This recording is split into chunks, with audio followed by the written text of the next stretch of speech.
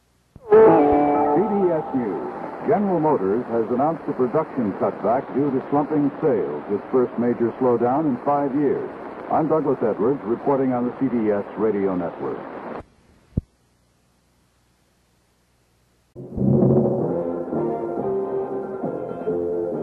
News of the hour, on the hour, from American Information Radio. This is John Grimes in New York, and at this hour, p.m. CBS News. Interior Secretary Rogers Morton has sent telegrams to the nation's oil refining companies calling on them to voluntarily minimize the production of gasoline and maximize refining of fuel oil, kerosene, and jet aircraft fuel. This is John Meyer reporting on the CBS Radio Network.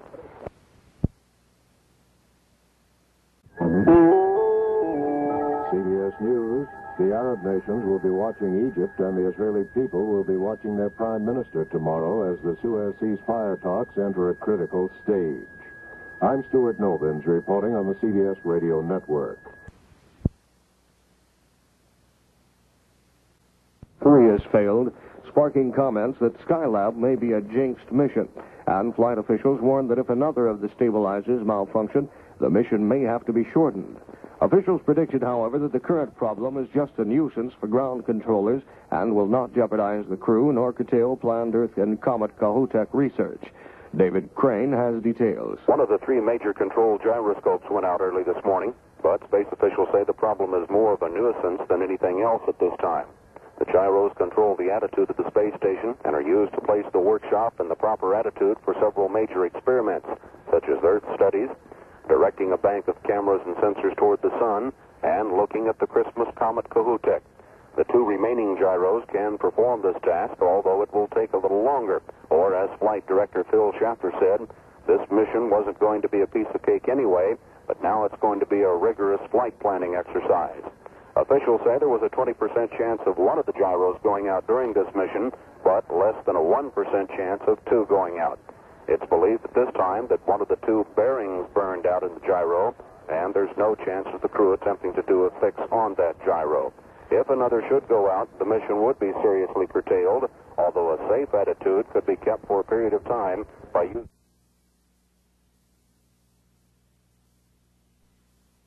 organized for a little while, and then get after this daily flight plan routine. And I don't think it's anything. I think it's just a set of circumstances that we're in here based on the work levels that we've had and amount of work that we've been putting in the flight plans, and we just need to give them a little time to get straight and get their spaceship straight. Again, caution is being advised to operators of small craft in the Galveston Bay area. Southerly winds are expected at 6 to 22 miles an hour, and gusty, shifting to northerly tomorrow night, continuing through Sunday. On 10 a.m. CBS News. The President and his energy shortage planners have held a White House meeting, and the nation apparently will know the results tomorrow. I'm Tony Sargent reporting on the CBS Radio Network. Expected to make any key difference. Houston spokesman still predicts a full 84-day schedule. Fatigue was threatening to hamper the astronauts' performance, so Houston has given the trio a day of rest in orbit. Astronauts took today off to rest and regroup, giving technicians on the ground time to study a maneuvering problem for the Big Space Laboratory. Explaining why the spacemen were told to take the day off, Flight Director Neil Hutchinson said, "We packed the flight plan to try to get a lot accomplished in the early part of the mission. They had to work extremely hard to take care of a lot of little problems. The free day for Gerald Carr, William Pogue, and Edward Gibson also gives Mission Control time to develop procedures for managing maneuvers of the Skylab station, which has lost the use of one of its three controlled gyroscopes. The gyroscope failed Friday. Officials said nearly normal operation can be conducted with the remaining two. But it's going to take longer to take maneuvers, and the station will use more controlled gas. If the second gyroscope should fail," Hutchinson said, "we'd be in a come-home case. They wouldn't have to come right home within 24 hours because we still have plenty of control gas for a while. But they'd probably come home in something like a week because we wouldn't have enough gas to do all the experiments we'd like to." But he said, "I'd like to think the chances are nil that we could lose another control gyroscope," and said he believed a full 84-day mission can be completed. The astronauts are in the 9th day. They had a tough day with the spacewalk, and they didn't get to bed until late. They didn't want to get up this morning. They're tired, and it's time to let them sit back and get organized. The astronauts finally got time off today to tidy up their 3-bedroom space home so they can move on to research work made more difficult by the loss of one of their ship's 3 stabilizing gyroscopes. Flight officials emphasized yesterday that the chances were nil of losing another of the vital gyros, which could have brought the space flight to a quick end. So the only major duty rookies, spacemen Gerald P. Carr, Edward G. Gibson, and William R. Pogue have to perform today is service work on batteries that run the solar observatory. The observatory was loaded with fresh film during the astronauts' 6.5-hour spacewalk Thanksgiving Day. Drivers in a routine job scheduled before the gyro failure planned to fire a set of gas thrusters to keep the ship's flight path straight. Flight controllers moved the crew's first day off since their November 16th launch from next Wednesday to the day after it became clear the pilots hadn't had time to put away all of the gear they needed for the planned 12-week orbital flight.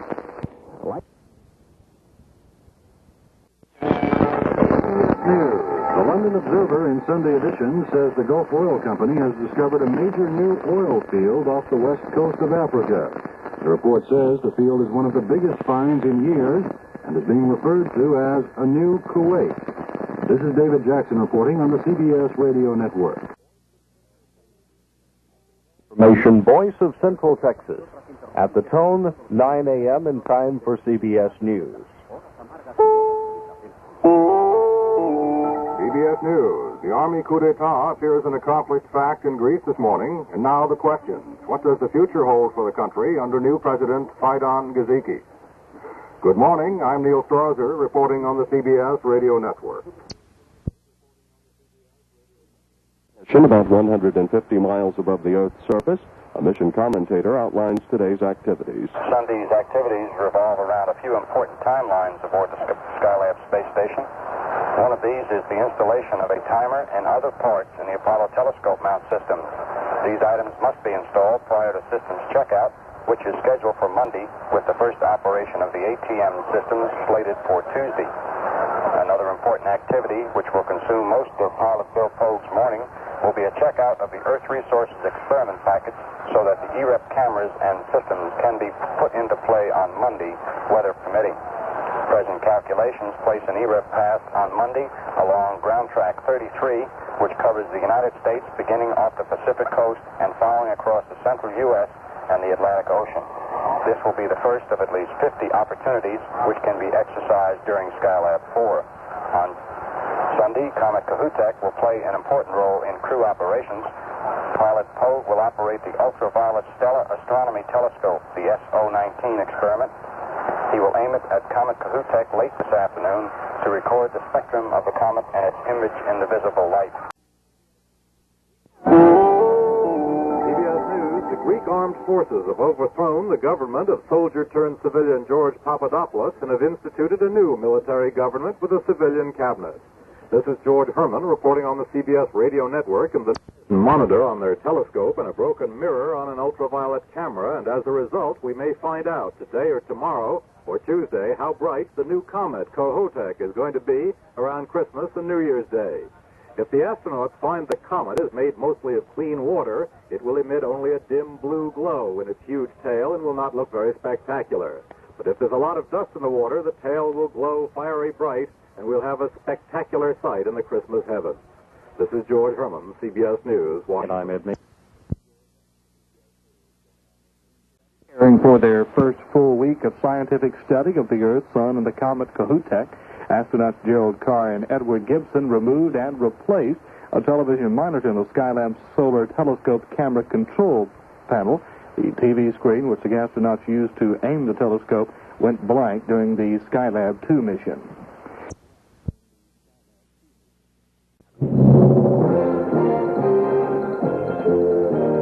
News of the hour on the hour. hour from American Information Radio. This is George Caldwell from New York, and at this hour...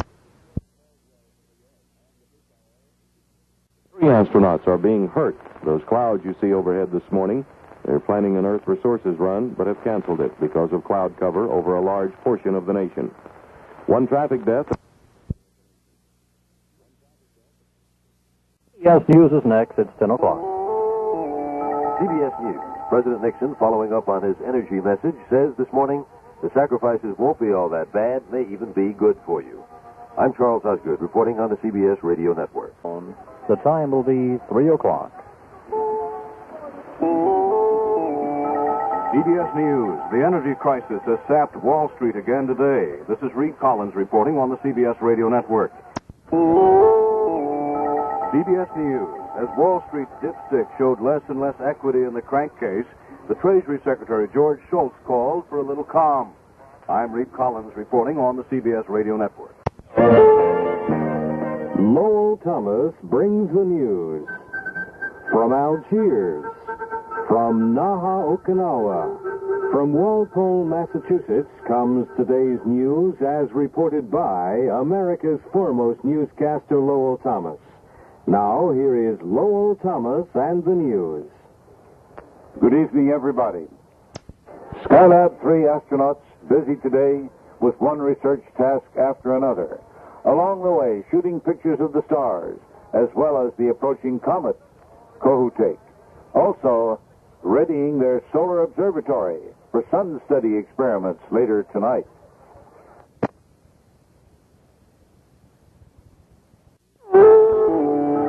CBS News, more calls tonight for tougher action to meet the fuel crisis.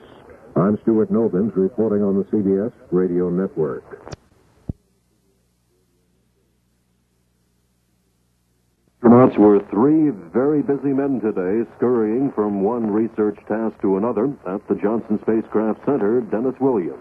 After a busy day photographing the comet Kohoutek and checking out solar telescopes, the Skylab astronauts are preparing for their first day of major scientific investigations after a week and a half working in space. Although Gerald Carr, Edward Gibson, and William Pogue have already performed several medical experiments and a variety of photographic tasks, including studies of everything from plant cells to distant galaxies, during their first 10 days, a substantial amount of time was required to move in, make repairs, install new equipment, and test the space station's systems. But tomorrow, the crew will have a full day for scientific research. Commander Carr will spend much of his time Tuesday pointing the space station's 6 large solar telescopes at an unusual active region on the sun. Just after noon, all 3 crew members will take their positions for a 2,800-mile Earth resources pass. The survey, which runs from the Pacific coast of Washington to the middle of the Gulf of Mexico, includes the Sabine National Forest northeast of Houston. The pine forest will be scanned electronically and photographed as part of a study of the usefulness of spacecraft instruments in determining land use patterns. The forest is just one part of an 18-county test site centered on Houston. In connection with that, at Mountain View, California, scientists gave Pioneer 10 a final rocket thrust today. They also made some crucial adjustments in the space probe's communications equipment. Pioneer 10 will pass within 81,000 miles of the planet Jupiter next Monday. It already has moved inside the orbits of 7 of the planet's 12 moons. The pictures of the planet being returned to Earth are of excellent quality. This is Dallas Townsend with the CBS World News Roundup. Opening the way for close-up color pictures of Jupiter and a sequence of experiments probing the huge planet's mysterious nature. What the controllers in Mountain View, California mean by close-up, incidentally, is about 81,000 miles. An Earth Resources Project today. All is well in outer space anyway. Those astronauts probably don't realize how well off they are. Restricted in space, though they may be. That's the news. I'm Jack Ford, and I'll remind the folks that this morning I'll be doing the Talk of Houston. Ben Baldwin will be out, so I'm going to try my hand at doing something I used to do here many, many years ago. You're going to be the morning chicken.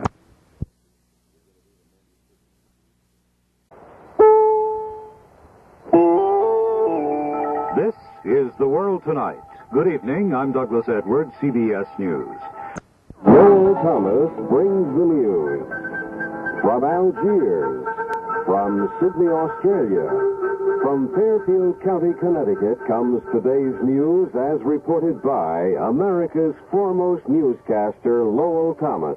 Now, here is Lowell Thomas and the news. Good evening, everybody. The Skylab 3, a rendezvous in space. Mission pilot Bill Pogue photographing a huge barium cloud fired from Earth in an attempt to gain new information into the way the Earth's upper atmosphere affects life down here below. The 3 astronauts were also scheduled to take a photo sweep of the U.S., but this was again canceled, second day in a row, because of heavy cloud cover. KTRH, your news, sports, and information station in Houston, reminding you that 50 is thrifty. CBS News. 2 airline crashes tonight, one at Chattanooga, the other at Akron, both during landings. I'm Stuart Novins reporting on the CBS Radio Network. Developed an energy problem today. Flight controllers said the giant Skylab is using 6 times more thruster gas than was originally planned. The gas is used to stabilize the ship. Charles Miller reports this evening that any maneuvering of the space station has now been postponed for at least 2 days. Flight controllers at the Johnson Space Center have put out for the second day in a row a photographic sweep of the United States. Cloudy weather across the western U.S. Tuesday morning was behind the cancellation of the crew's efforts to take the first space pictures of the mission for use by meteorologists, farmers, urban planners, foresters, and oceanographers. Astronauts Gerald Carr, Edward Gibson, and William Pogue will make another attempt Wednesday at the elusive task that was first put off Monday by bad weather. Ground officials here decided against the 20-minute Earth Resources photo sweep because it would require more stabilization gas used to keep the 100-ton lab flying in its correct orbit. Only 2 of the Skylab's 3 gyros are operative. The photography, scheduled for Tuesday, required that the lab be turned over, and for some unexplainable reason, almost 6 times more stabilization gas than expected was required to make the maneuver. This is Charles Miller. Good morning. This is Dallas Townsend with the CBS World News Roundup. Now, here is Lowell Thomas and the news. Good evening, everybody. Skylab 3, a temporary breather.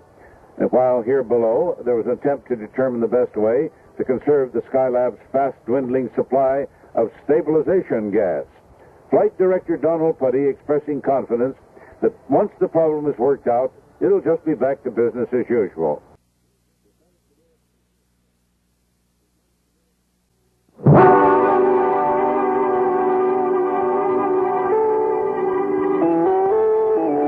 CBS News. Senator McGovern says tonight Congress should move to impeach President Nixon. I'm Stuart Novins reporting on the CBS Radio Network. Scientists were worried earlier this week at the amount of gas it required to operate the stabilization thrusters. Now they've decided that the problem will have little effect on the planned 84-day mission. Skylab Program Director William Schneider said today most of the restrictions put on maneuvering the big orbiting space station to study the Earth and the comet Kohoutek have been lifted. It's difficult to say. We'll probably be very much more careful about how we do things. For example, we will probably plan our EREP classes essentially so that they're around noon, that they occur around noontime. Not noon local time, so noon. And we had not been 100% that careful in the last missions. We'd allowed ourselves to drift on either sides of it, which gives you a little more flexibility. So, in essence, we think there probably will end up being some EREP sites that we probably will not be able to get, but we won't know that until we go through the simulations and try. As far as Kohoutek is concerned, right now, I think we'll probably be able to do all of that. We're going to be hard pressed to do more than one maneuver a day, I think. Set up a budget for us to also stick to, so many pounds a day as a goal. Snyder said engineers had decided that an excessive use of the lab vital stabilizing gas resulted from the structural conditions of the maneuver. Good morning. This is Dallas Townsend with the CBS World News Roundup. Our Skylab program has been one big problem after another. It seems that every time you turn around, Skylab crews are trying to solve another one. Most people involved don't mind, though, because it gives the astronauts experience in problem solving in space. It proves it can be done. The latest space bug involved excessive fuel consumption to maneuver the orbiting laboratory for Earth resources projects and viewing of the comet Kohoutek. One maneuver took 6 times the fuel anticipated. This threatened to shut off many experiments. But now the ground troops tell us that there's an unusual set of circumstances that cures the problem. They do not expect to repeat the Skylab program to try to find more oil and gas in Texas and Oklahoma. While others are looking for more oil, the governor wants to do something other than that to conserve fuel. 5 p.m. in time for CBS Radio News.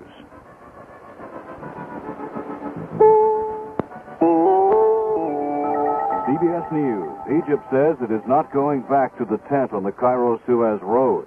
I'm Reed Collins reporting on the CBS Radio Network.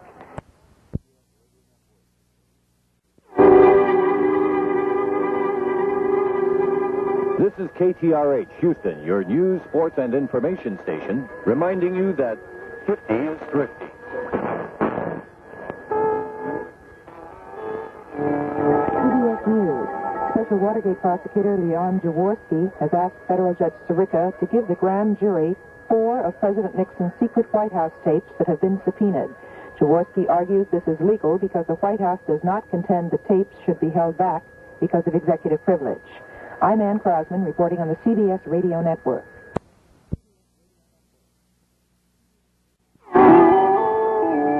CBS News. Officials of the drug industry say the petroleum situation has caused a potential shortage of such medicines as penicillin and cortisone.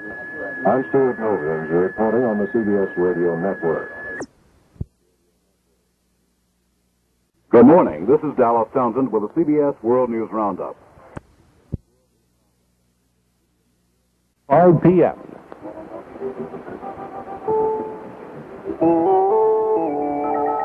CBS News. The nation heads into the weekend with a careful eye on the gas gauge. I'm Reed Collins reporting on the CBS Radio Network.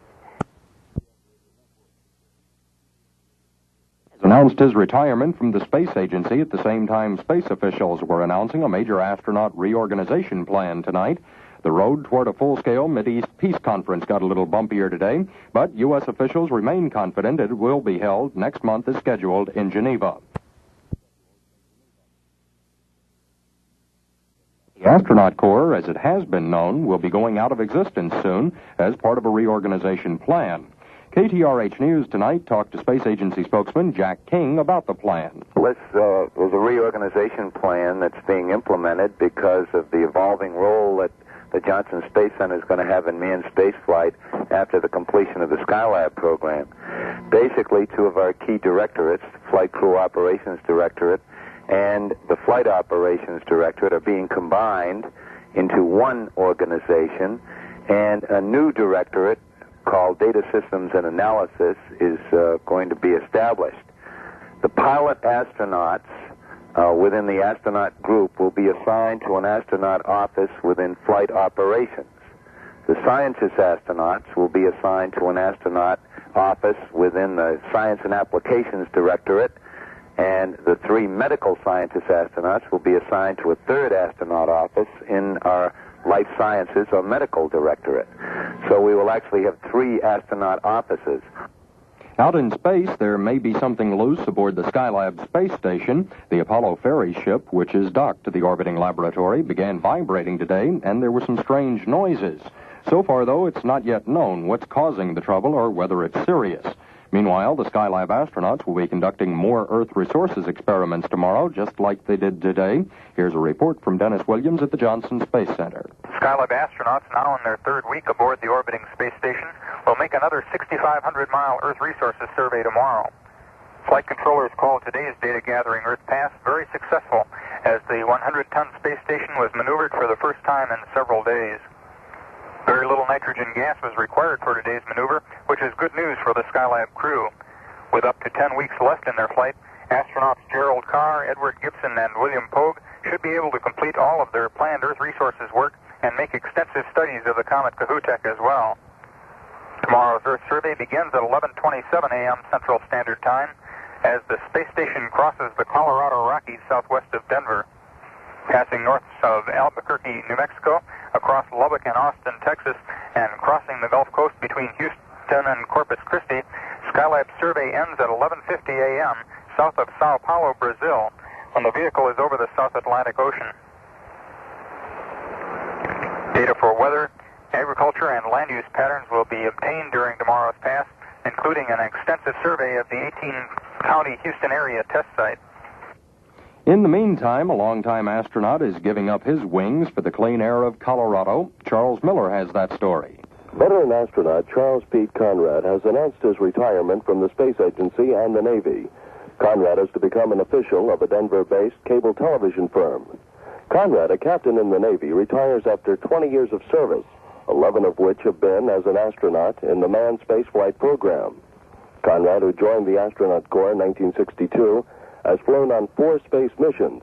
He was the pilot of the 8-day Gemini 5 flight in 1965, command pilot of the 3-day Gemini 11 flight in 1966, commander of the second manned lunar landing on Apollo 12 in 1969, and commander of the first Skylab mission in the spring of this year. Conrad's resignation will become effective at about the same time the third and final Skylab mission ends in February of 1974. This is Charles Miller. Puzzled today by a strange clunking noise and vibrations of the Apollo ferry ship docked to the nose of the mother craft. Mission Control saw the vibration of the craft through radio monitoring of the ship's systems, but they can't explain it either.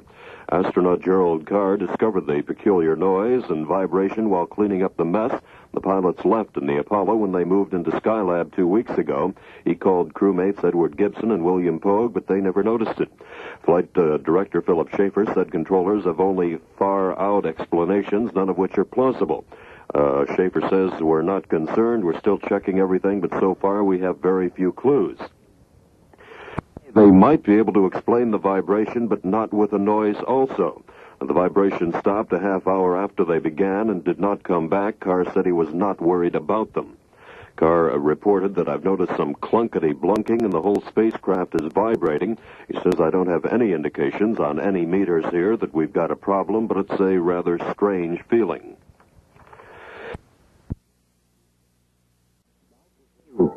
Doubt was raised this morning about whether a Mideast peace conference set for Geneva later this month will come off. Israel says yes. Egypt and Jordan say maybe no. I'm Steve Young, CBS News, reporting on the CBS Radio Network. Somewhat puzzled today by a strange clunking noise and vibrations on the Apollo ferry ship docked to the nose of the mother craft. Mission Control saw the vibration of the craft through radio monitoring of the ship's systems, but they can't explain it either. Astronaut Gerald Carr discovered the rather strange noise and vibration while cleaning up the mess the pilots left in the Apollo when they moved into Skylab 2 weeks ago. He called crewmates Edward Gibson and William Pogue, but they never noticed it. Flight Director Philip Schaefer said controllers have only far-out explanations, none of which are plausible. Schaefer says, I didn't say we were not concerned. We're still checking everything, but so far we have few clues. Controllers said they might be able to explain the vibration, but not with a noise in addition to it. The vibration stopped a half hour after they began and did not come back. Carr said he wasn't worried about them.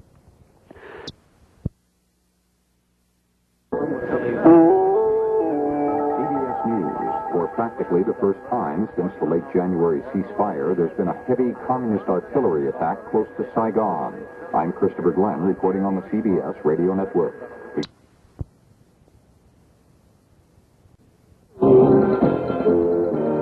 News of the hour on the hour from American Information Radio. This is Lou Leslie from Los Angeles, and at this hour... Good morning. This is Dallas Townsend with the CBS World News Roundup. Astronauts are now on the 18th day of their projected 84-day orbital journey, preparing for more Earth photography sweeps. Their major problem at the moment is that the space station is consuming fuel at a much higher rate than expected, and if the problem isn't solved, they may have to curtail their high-level inspection of Earth resources and perhaps also the photography of the approaching comet Kohoutek. Flight Director Phil Schaffer says the people in Mission Control think they understand the fuel problem and can handle it, but he adds that doesn't preclude our running into a new problem. To start an Earth Resources program. The rolling of the orbiting laboratory still is using too much fuel. Ground crews once again say they have figured it out. They are keeping their fingers crossed in hopes they are right. Astronomers are advising Texans to wait until January to see the comet Kohoutek. Technically, it's visible in the southeastern sky just before dawn, but it is so low on the horizon that generally it is blotted out by the rising sun. In January, the comet will be seen in the evening after the sun sets, making it a better target. That's the news. I'm Jack Ford, and Dave Lebeski has just come in to the studio. And well...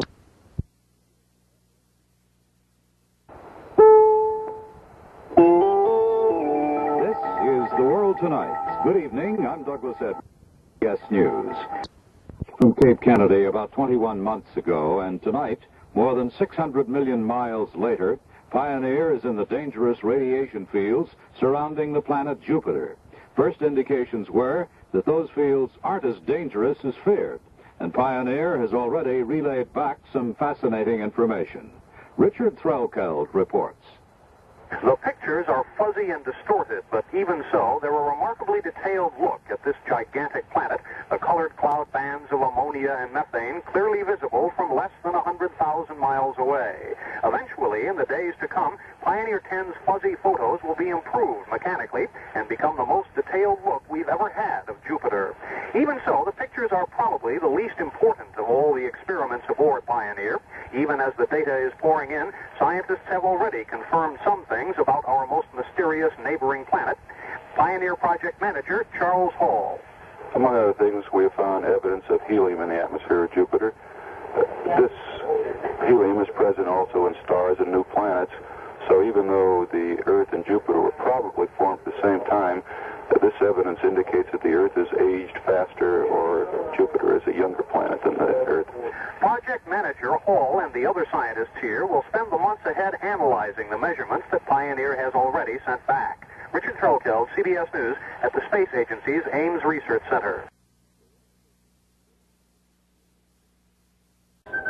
From outer space, from Jutland, Denmark, from Stockton, California, comes today's news as reported by America's foremost newscaster, Lowell Thomas. Now, here is Lowell Thomas and the news. Good evening, everybody. First, a salute to KID. That's the CBS radio station at Idaho Falls, Idaho. Today, celebrating its 45th anniversary on the air. Washington, Capitol Hill, the president is hurtling toward the planet Jupiter now. Pioneer 10, the fastest rocket, fast as anything ever created by man, expected to reach a speed of 82,000 miles an hour as it goes by within about 81,000 miles of Jupiter, sending back much data and a flood of pictures. Surprises for us, we hear. We also hear that Pioneer 10 may open a new era of space exploration with data on Saturn, Neptune, Uranus, Pluto, too.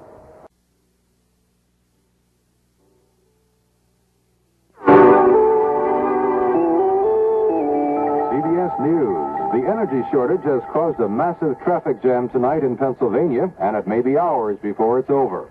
This is Gary Shepard reporting on the CBS Radio Network. Continue to plague the astronauts manning the Skylab orbiting laboratory. David Crane reports the sinking. Have been expressing concern about the workshop's fuel problem. Every time the workshop was turned to point a bank of sensors at the Earth or at the Sun, small rockets were fired. More fuel was being used than expected because of the loss of one of the main gyroscopes. But astronaut Rusty Schweikert, using computers and simulators here on the ground, worked out a new technique over the weekend that apparently is solving that problem. The first Earth Resources pass, which included Mississippi, the Gulf of Mexico, and Venezuela, came across without a hitch today and used just a fraction more fuel than first anticipated. There had been some concern that due to greater fuel consumption, much of the Earth Resources experiments would have to be scrubbed so fuel could be saved to study the Christmas comet Kohoutek.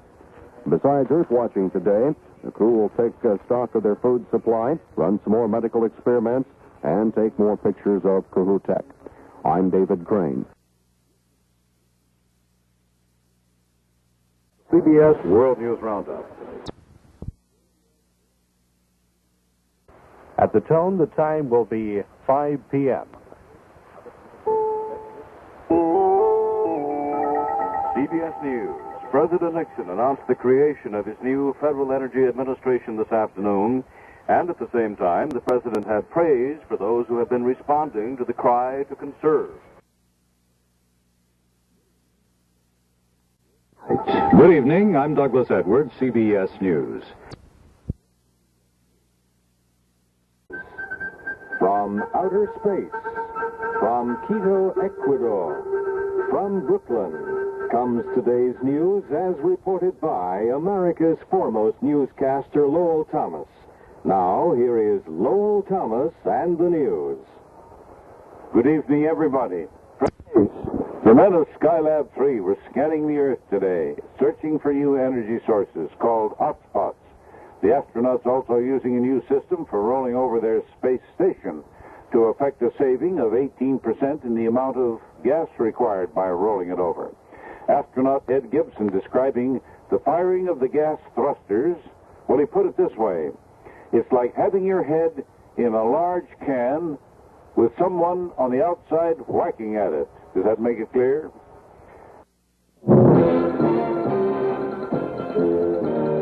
News of the hour, on the hour, from American Information Radio. This is Richard Wall from Los Angeles, and at this hour...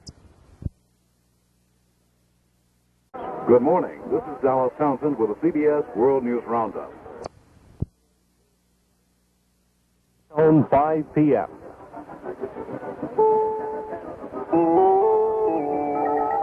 CBS News. The Cost of Living Council tries economic urging to control the energy shortage. I'm Reed Collins reporting on the CBS Radio Network. Lowell Thomas brings the news. From Suez, from Copenhagen, from Las Vegas comes today's news as reported by America's foremost newscaster, Lowell Thomas. Now, here is Lowell Thomas and the news. Good evening, everybody.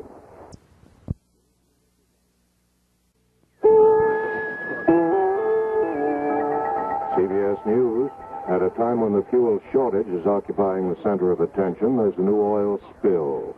I'm Stuart Novins reporting on the CBS Radio Network.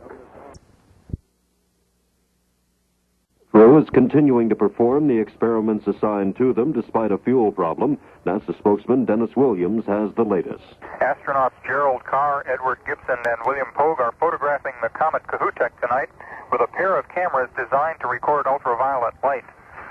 Since virtually all ultraviolet light is absorbed by Earth's atmosphere, ground-based observatories can't obtain detailed photographs of the comet. Today's photography will help to identify hydrogen and oxygen atoms freed as ice in the comet is heated by the sun some 75 million miles away. Earlier today, the Skylab astronauts pointed Skylab's 4 electronic sensors and 7 cameras at sites along a 4,300-mile route from Lake Powell in southern Utah to the upper reaches of South America's Amazon River.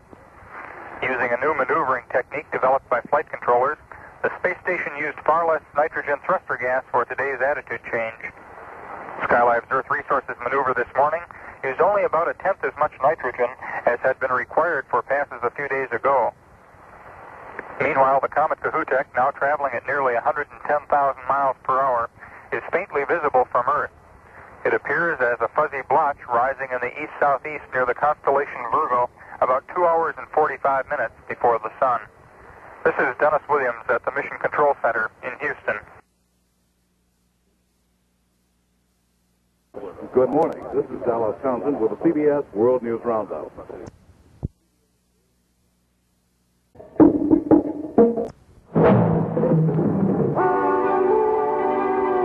Lowell Thomas brings the news. From Capitol Hill, from Edinburgh, Scotland, from Paris, comes today's news as reported by America's foremost newscaster, Lowell Thomas. Now, here is Lowell Thomas and the news. Good evening, everybody.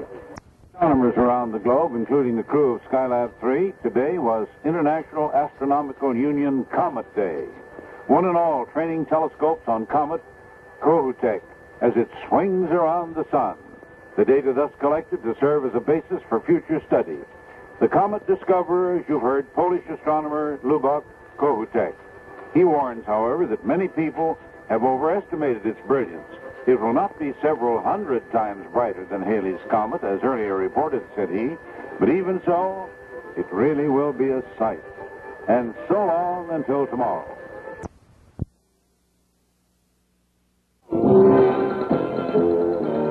News of the hour on the hour from American Information Radio.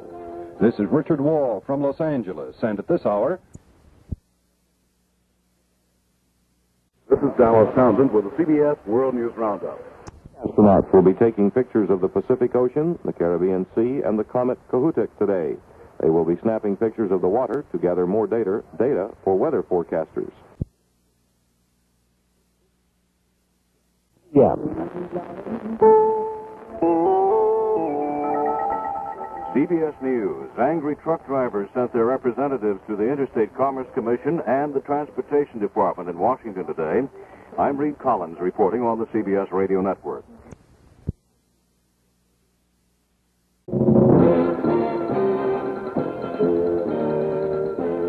Here's news of the hour on the hour from American Information Radio.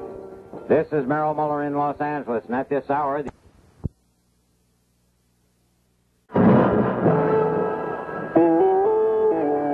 CBS News. Two men mentioned as Republican presidential possibles in '76 spoke about Watergate today. I'm Stuart Novins reporting on the CBS Radio Network. Two surviving gyroscopes. The Space Center says it's cause for concern but not for alarm. Loss of the instrument could cut the mission short by about 2 weeks. Successful in smoothly getting people to the moon and back. Now they're getting into an area that could prove almost as tough, getting people smoothly to work and back. David Crane reports. A few days ago, the people that have put a man on the moon 6 times and have kept man alive in space for 2 months were asked to do the impossible. Create a successful carpool program for the some 9,000 employees that work on site at the sprawling Johnson Space Center. Within hours, a mission control center consisting of a handful of people, a couple of phones, and a computer was in full swing. Some 4,000 employees immediately signed up, and in its first real test day, the number of land-based passenger-carrying vehicles, or cars, had been reduced by 1,700. A space agency spokesman simply stated, "Now, that's our kind of cutback." Of course, the incentive to carpool is credited with some of the success of the program. Those who carpool receive reserved and preferential parking privileges, while those who do not, strict parking at least 6 blocks from where they work. I'm David Crane. There was some disagreement today over whether the comet Kohoutek is still alive and visible or evaporating and losing its light. Observatories in Europe reported today that Kohoutek seemed to have disintegrated and would no longer be visible. So that forced KTRH News to ask Dr. Ron Shorn of the McDonald Observatory in the Davis Mountains of West Texas about the report. He assured us that the comet is still visible. As of 6:30 Central Standard Time, the comet Kohoutek was just as bright as it was yesterday, which is about 5th apparent visual magnitude, and certainly hadn't disappeared. Well, were the scientists in Belgium and the Netherlands drunk when they made this comment, or what? I don't know. You know, the sun rises about 6 hours earlier there. So the sun would have risen there about 6 o'clock, about midnight last night, Central Standard Time. So I must have observed it after they did, and I saw it. Skylab crewmen Gerald Carr, William Pogue, and Edward Gibson are certain that the comet Kohoutek still exists because they observed it today. Meanwhile, Jack Riley at the Johnson Space Center reports on the progress of the Skylab mission. Mission Control said good night to Skylab crewmen Jerry Carr, Bill Pogue, and Ed Gibson at 9 o'clock tonight, Central Standard Time. Their crew's 22nd day in orbit. Wake-up time tomorrow is 6 a.m. Today, the crew completed an Earth Resources Survey, studies of the sun totaling 5 hours and 15 minutes, medical experiments, and photography of the comet Kohoutek.